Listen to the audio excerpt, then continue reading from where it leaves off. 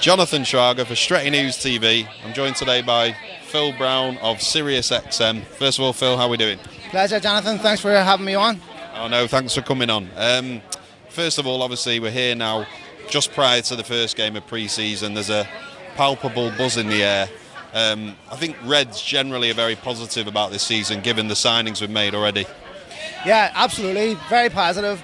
Although I think some of that has to be tempered a wee bit. You know, we're basically buying half a new team, and they expect us to win the league next year. I think is a big ask, but definitely that's the demands. And looking at what's going to happen next season, I think we'll have to look for improvement. And if United can make sure we're in a title race next season, and really the third season for Van Gaal, when we need to make one or two changes, that's when I think we'll mount a title challenge. But the signings this summer have been brilliant. I 100% concur with what you're saying there. I think we've got to temper expectations. Well, like you say, the season after, if we can improve this season. Specifically with the signings that we have made, what do you know about those players, and what do you like? Sort of what attributes do you think they'll bring to the team next year? Yeah, it's interesting. Darmian, the co-host that I do Beyond the Pitch with, Darmian is seen as the best right back in Italy. So for those that don't know about him, I'm expecting a lot. I think when you look at what was on offer, when we're looking at the right backs around the world, there wasn't much available. Darmian is probably one of the best signings we could have made, considering the price, considering what he brings to United. Schweinsteiger, everybody knows what he brings, Jonathan. Schweinsteiger's different class. Yeah. He's the engine and the bite that United really need in the midfield. Memphis Depay reminds me a lot of a young Cristiano Ronaldo physically, for the type of player that he is. We interview a lot of people from Dutch football. Van Gaal said to him, stay another year in Holland. When we were asking people in Dutch football, has that made a huge difference to him? The difference has been unbelievable. He's getting the move at the right age. I think it's a brilliant signing for United. And so, you know, as Schneiderlin, of course, knows the Premier League. Two defensive midfielders that we badly need. And you consider we hadn't signed a midfielder in 7-8 years. It's fantastic. Great signings. And do you think the signing of Darmian sort of spells the end for Rafael, unfortunately? Obviously, he was left out predominantly last year as well. There's maybe something going on there with him and Louis. Yes, based on what I've been told, I was up at United's hotel last night, and there's no Rafael's future at United is obviously over, which is disappointing because, you know, we sent him and Fabio from Fluminense when they were kids, 16, 17, and everybody remembers Rafael at Anfield, at Man City. He was United through and through, looked a terrific talent, and you know, everybody loved Rafael, so it's disappointing to see it not work out. But in the same time, United are entering a different era where you can't carry any more passengers, where basically now it's about, you know, you don't get to carry any more bad seasons. One bad season, you're out. Van Gaal has to be ruthless, so it's disappointing, but obviously Rafael's going to move on.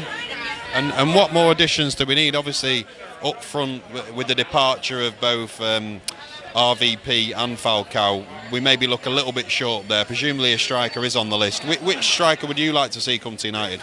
It's a really interesting point, because when I was talking to United last night about this, they were saying that at the moment Chicharito is going to get that backup striker role, and there's a problem because obviously Rooney has to start most games. So how do you get a world-class striker to come in that's going to play second fiddle to Rooney? And if Rooney doesn't get consistent games, his touch goes. He's just not the same player. So you need to have a problem with this. Obviously Van Gaal loves Rooney, so a lot of people are linking Di Maria, Cavani switch. I'd be surprised if that happens. I think United still need a striker, but it wouldn't surprise me if they didn't sign one. Yeah, and just moving on to Depay as well. Obviously we've had players in the past that have come and almost prematurely been compared to Ronaldo. Obviously Luis Nani was the obvious comparison because they're both Portuguese, but Depay as well, people are drawing parallels. Just how good do you think he can be based on what you've seen? You know, looking at his physique, looking at the talent, looking at what he's got, a World Cup behind him. He's been sensational for PSV. He's a Northern European, which suits Manchester culturally. He suits Manchester. I think he's going to be a fantastic player. I think he's exactly what United need. People ask, how do you know he's not another Alfonso Alves because he's coming from the Dutch league? It's not the same, because Van Gaal knows this player inside out. So given what he knows about the player, I think that it's a calculated gamble. Not a gamble, a calculated gamble. I think he'd be fantastic for United next season. And One last question as well, generally about United and USA. Obviously, we know that the majority of fans are disgruntled at the Glazers. We all know that, but unfortunately now the club's history is inextricably linked with the USA in the sense of the ownership, certainly. And we've played multiple pre-seasons here now consecutively. You live here. You're based in the States. How big are United over here? Can you give us an insight into what the club, how it permeates here? I mean, I only think you need to look at Ann Arbor last season, where you had 110,000 for United Real Madrid. It's hard to quantify. I was talking to United last night about this, about the difference between USA in the first tour in 2003 versus now. And it's used to be where United players could go out and walk the streets in the US and have peace and quiet. That's becoming less and less of a privilege. Yeah. Manchester United are a huge name. You can see everything that's going on behind us. It's going on in every bar down in Seattle. They sell out everywhere they go. And they're now becoming, because of information, because of everything else, Manchester United are a massive football club here. Football is extremely popular here now. So for me, I've been here, I came here in 2003. The change is unbelievable. Growth is unbelievable. And Manchester United are up there with the top sporting, I hate to use this word, but the top sporting brands from around the world. And is there a correlation there between the growth of, I know Americans call it soccer, the growth of soccer here in the US and also the growth of United as a brand over here? Is there a correlation there? Like you say, back in 2003 to now, it's been drastic, the change. Absolutely, there is. When United first moved here in 2003, there was a novelty factor to it. First time European clubs are coming here. And then it sort of wore off a little bit.